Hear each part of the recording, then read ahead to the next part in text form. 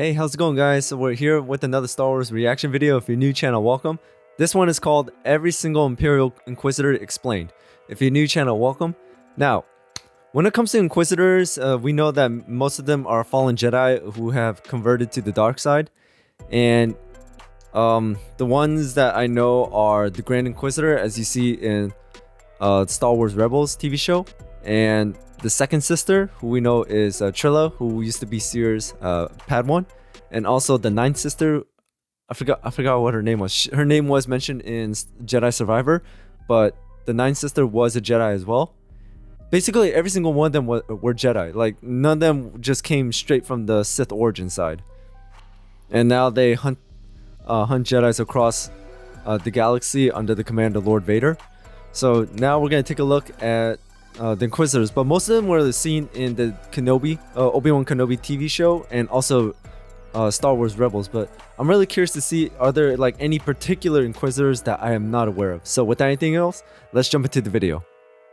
The Imperial Inquisitors are one of the most interesting groups of darkside users. Still a relatively new addition to Star Wars canon, we're constantly meeting new members of the mysterious order. Before Order 66 was even issued, Darth Sidious had planted spies throughout the Jedi Temple to find Jedi, which could be manipulated into servants of the Sith. When the Empire eventually rose to power doing some and the reconnaissance. Great Jedi Purge began, the Inquisitors were tasked with hunting down surviving Jedi and retrieving Force-sensitive children to be turned into other darkside servants as part of Project Harvester. They wielded a red, spinning, double-bladed lightsabers and wore black, gray, and red outfits, and sometimes helmets. Although the exact number of Inquisitors was kept secret, they're speculated to have been as many as 16. Despite being assigned to hunt and kill 16. Jedi and other Force-sensitive targets, most of the Inquisitors could only contend with average Jedi Knights and Padawans on a one-on-one basis, but were not skilled enough to take on powerful Force users on the level of most Jedi Masters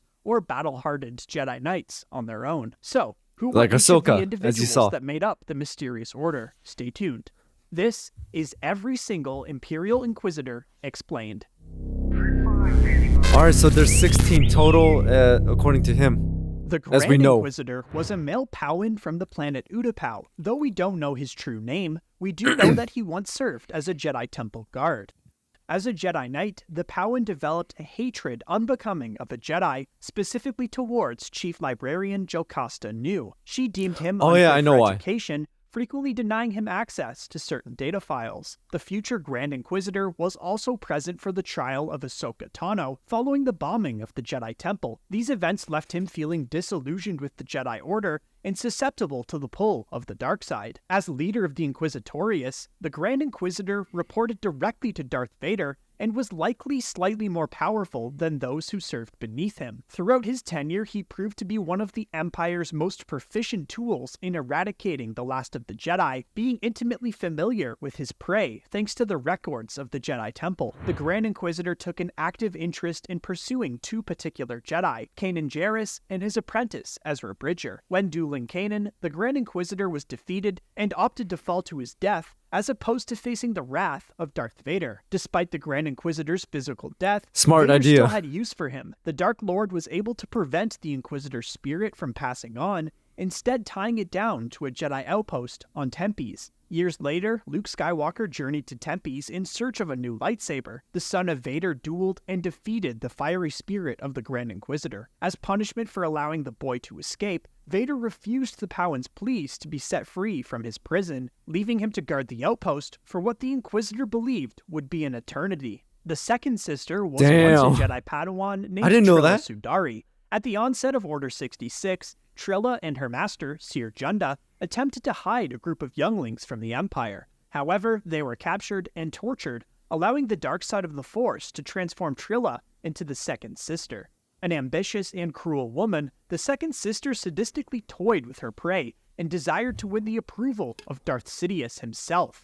She most notably hunted the Jedi fugitive Cal Kestis, who was on the run with her former Jedi Master. When the second sister acquired a holocron containing the list of Force-sensitive younglings, Jedi Fallen Order. So if you guys haven't played already, go play it. where the Jedi bested the Inquisitor in a final duel. Trilla was given a chance to reconcile with Seer, but the moment was quite literally cut short by the arrival of Darth Vader, who executed the second sister. The third brother Inquisitor was only ever mentioned in one reference book. The actions he carried out in the name of the Empire and his eventual fate both remain a secret for now. The third sister was once known as Reva Savander, a youngling at the Jedi Temple when Darth Vader and the 501st stormed it during Order 66. She watched as her fellow Jedi were slain and played dead amidst the bodies. Years later, she resurfaced and joined the Inquisitorius. Though she willingly served the Empire and hunted fugitive Jedi, the third sister was driven by an ulterior motive,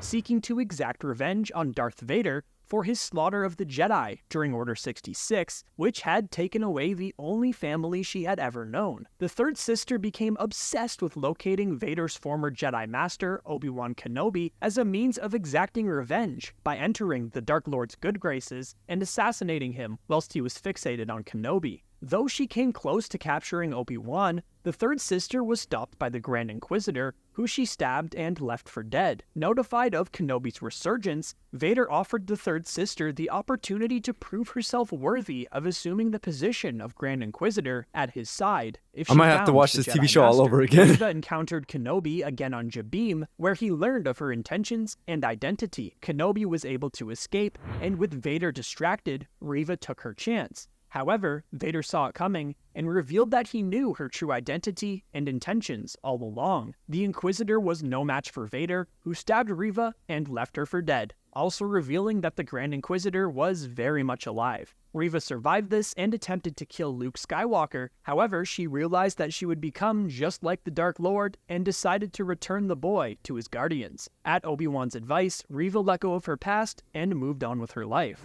The fourth sister was of a yellow-skinned humanoid species. She appeared I just in the saw her Kenobi in series, Tales of the albeit Empire. in a very minimal role. The fifth brother hailed from the planet Artemisium. He became disillusioned with the Jedi Order and Republic when the Galactic Senate decided to strip It's mine Han his from homeworld Fast and for Furious. resources, killing many on his planet to save the lives of others. Once he willingly became an Inquisitor, the fifth brother hunted notable prey, including Eve Koth, Cal Kestis, and Obi-Wan Kenobi. After the death of the Grand Inquisitor, the fifth brother was assigned to hunt the Spectre Rebel Cell. He engaged Kanan Jarrus, Ezra Bridger, and Ahsoka Tano, with two other Inquisitors that we'll get to by his side. After being disarmed by Ahsoka, the defenseless fifth brother was slain by the former Sith Lord Maul on Malachor.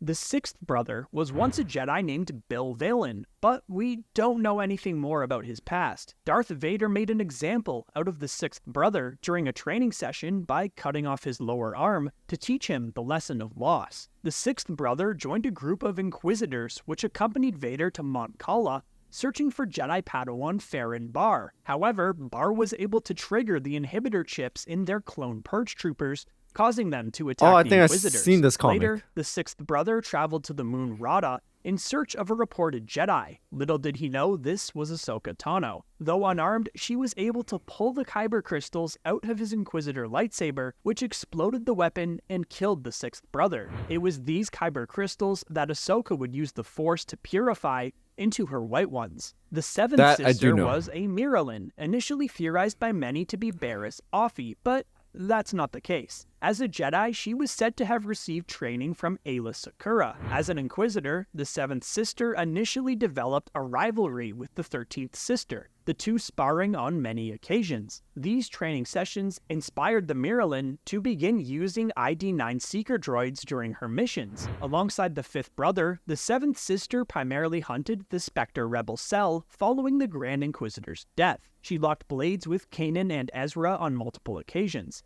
Like the fifth brother, the seventh sister was also killed by Maul when he threw his lightsaber at her after Ezra refused to finish the job. The eighth brother was a Terralian Maul is Jango just stacking Jumper, bodies. whose original name and Jedi past we've yet to learn about. The eighth brother was given the specific task of hunting down Maul, who he only knew as the Shadow, teaming up with fifth brother and seventh sister to face off with Kanan Jarrus, Ezra Bridger, Ahsoka Tano, and Maul. The eighth brother attempted to flee after his fellow Inquisitors were both killed. However, his lightsaber had been damaged during the fight, and when he attempted to use it to fly away, it broke, causing the 8th brother to fall to his supposed death. The 9th sister was a duotin, once known as the Jedi Knight Masana Tide. She was captured Masana and Tide, tortured right, there we until go. she I knew it'd cracked start with and the joined M. the Inquisitorius. For her lesson of loss, Vader took the 9th sister's left eye. The 9th sister was part of the group of Inquisitors to accompany Darth Vader to Mon Cala.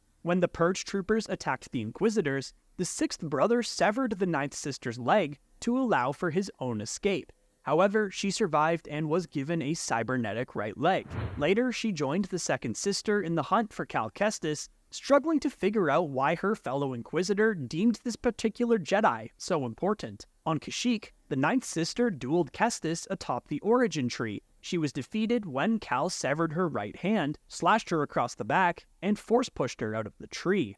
Yeah, she's just losing the 9th sister limbs. survived and re-encountered Kestis 5 years later on Coruscant. Cal finished the duel with a slash across the Inquisitor's chest and proceeded to behead her when she charged him one last time. The 10th brother was a blind Mira Luca and former Jedi Master named Proset Dibs.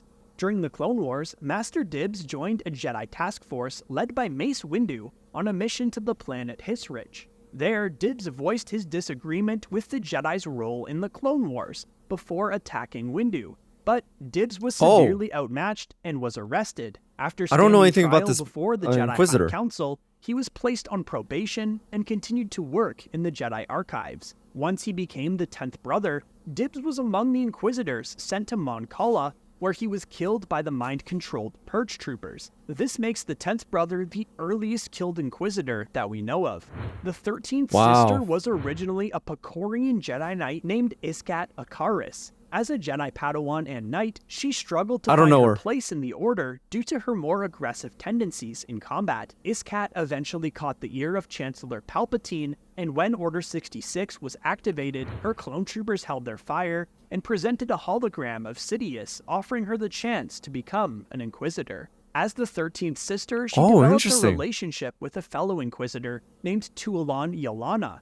But when Darth Vader learned of this, he killed them both. Speaking of Tualan Yalana, he was a Twi'lek and the first on our list whose designation is unknown as of yet. Tualan was with Iskat Akaris when she was offered her role as an Inquisitor and was left for dead by the 13th sister. Tortured, he eventually cracked and also became an Inquisitor and fell in love with the 13th sister as they worked together. After a successful hunt that saw the death of Eve Koth and capture of his Force-sensitive child, the two were celebrating with a drink when Vader was able to sense their attachment. The Sith Lord chased the two Inquisitors through the streets of Coruscant and killed them both. The Unknown Inquisitor, which appeared in Tales of the Jedi, was initially theorized by many to be the same character as the 6th brother, since their stories are incredibly similar, but that doesn't actually seem to be the case. This Inquisitor he was really cool looking, but he got really short screen time. Villagers tipped the Empire off about the presence of a Jedi. This was Ahsoka Tano. She returned to the village after delivering a harvest, only to find it ablaze, with the Unknown Inquisitor waiting for her. He recognized her and attacked, but Ahsoka was able to kill him with his own lightsaber, again going into the fight unarmed. Interestingly, after dying, this Inquisitor's head deflated like a balloon. Not sure what's up with that. Marok was introduced to us in the Ahsoka series. By this time, he is a mercenary working with Morgan Elsbeth, Baylan Skoll, and Shin Hati to bring upon the return of Grand Admiral Thrawn. Despite the Inquisitors all but disappearing decades prior, he still wields their distinctive spinning red lightsaber and wears armor that fits their aesthetic. In a duel on Cetos, Marok is slashed across the torso by Ahsoka and turns into a cloud of green mist. This was almost certainly Night Sister magic, meaning Marok was likely an Inquisitor decades ago, only to be resurrected by Morgan. Some have even speculated he could be a live-action translation of the 8th brother. In Arthurian legend, I did think about that. Marok is the name of a knight who was turned into a werewolf by his wife, who had learned these skills from the witch Morgan Le Fay. The wolf motif also ties in with Shin and Baylan, who share their last names with two wolves from Norse mythology. Another unidentified Inquisitor appeared in this adventure book for the 2017 Star Wars Force and Destiny role-playing game. This Inquisitor took a young Dathomirian witch as her apprentice, intending to use her against the other Inquisitors. Instead, her apprentice named Jersetta killed her with her own lightsaber and took it, becoming a mercenary. Finally, we'll give a quick nod to these two unidentified Inquisitors who appeared in Star Wars Visions and therefore are not considered canon. But which Inquisitor is your favorite? Which do you hope to learn more about? Let me know in the comments. Come join us to chat more at our community Discord server, linked in the description.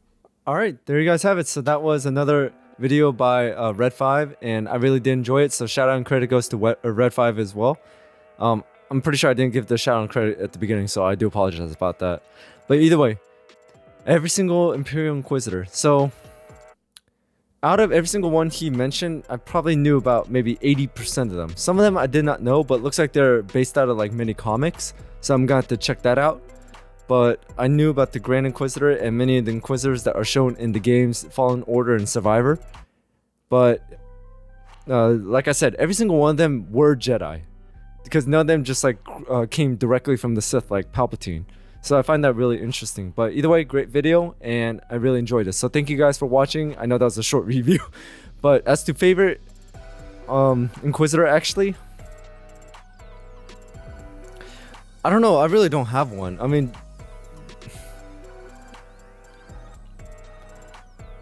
I'm just going to go with the Grand Inquisitor because, you know, he's the highest ranking one, so I'm gonna go with him. So anyways, thank you guys for watching. I hope you enjoyed this this video, because I really did enjoy it. Make sure to hit that notification bell so you know when I drop another video, and thank you so much for your support, guys. I really do appreciate it, and until then, I'll see you guys next time.